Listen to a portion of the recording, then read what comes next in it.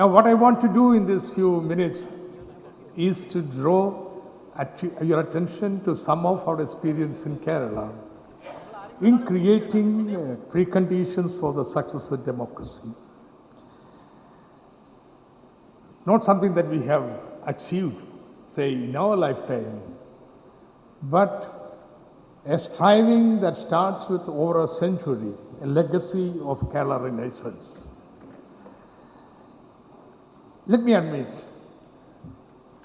we have not been able to annihilate caste, but we have been able to eliminate the worst forms of caste discrimination and obscurantism.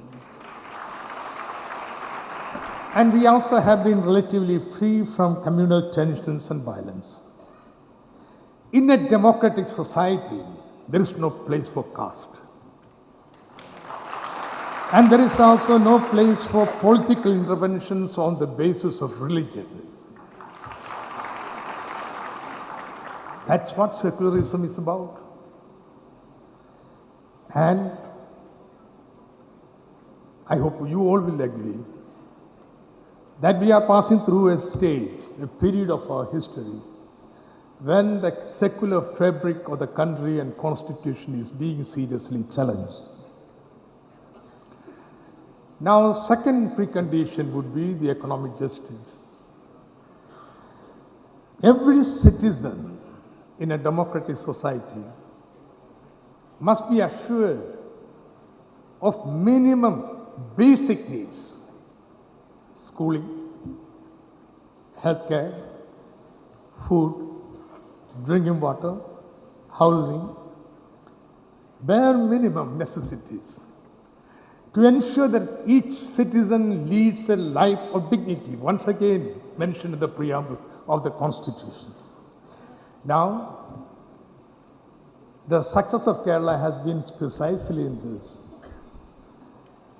We have been able, through a series of measures, to ensure every citizen is in this state a quality of life normally not warranted by our economic acclaims.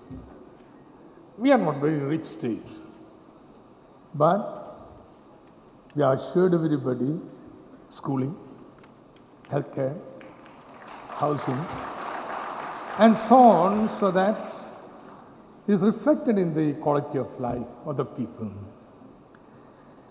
We are very far away from the ideal of socialism in the preamble of the Constitution, but we have ensured some economic justice. And what is the lesson that I hope you will carry from here, from Kerala, particularly those from outside, from your 3-day visit here?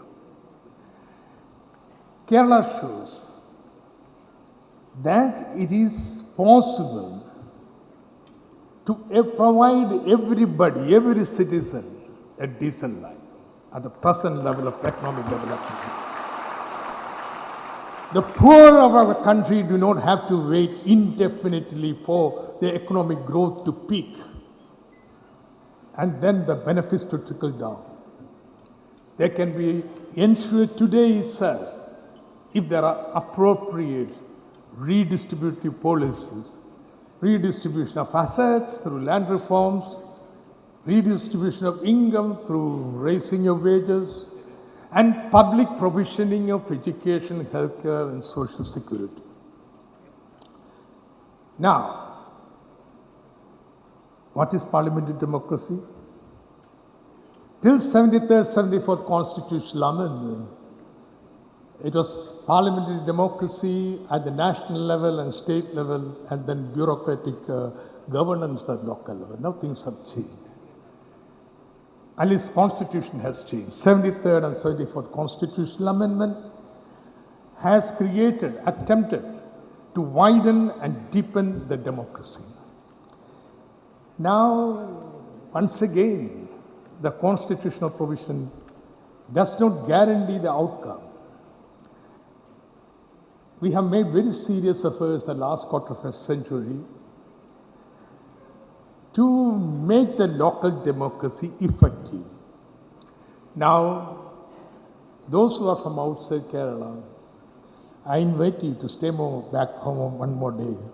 It's a very beautiful country. Go and visit some of our panchayat, any panchayat, go in. Go and talk to the elected representatives there. Go and meet the women neighborhood groups. I think is very, very important. Local government is not about cloning central and state governments at the local level. It's a genuinely new democratic discourse when you move beyond elected democracy to direct participation in the Grama Sabhas and neighborhood groups. I think this is a very important aspect of our assessment. And then, let me confess one of our failures. Half the voters, half the citizens are women.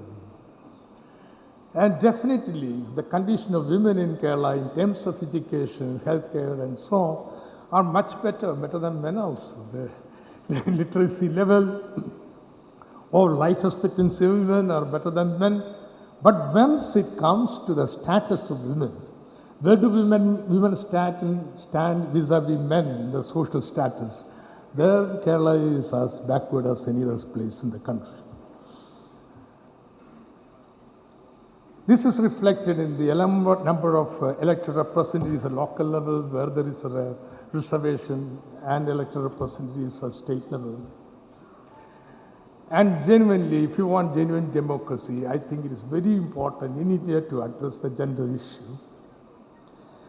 Let me conclude that apart from the above objective conditions for success of democracy that I have been discussing, it's important that success of democracy involves democratic attitude among the citizens, appropriate style of functioning, and tolerance to pluralism.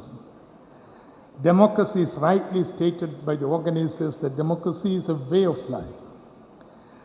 This is going to be a long march, but it's worth undertaking because democracy is good in itself, contributing to better citizenship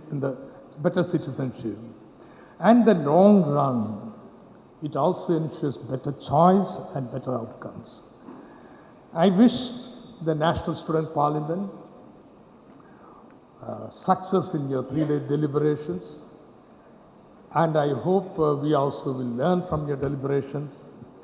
Let's all strive to make our democracy more effective and more democratic.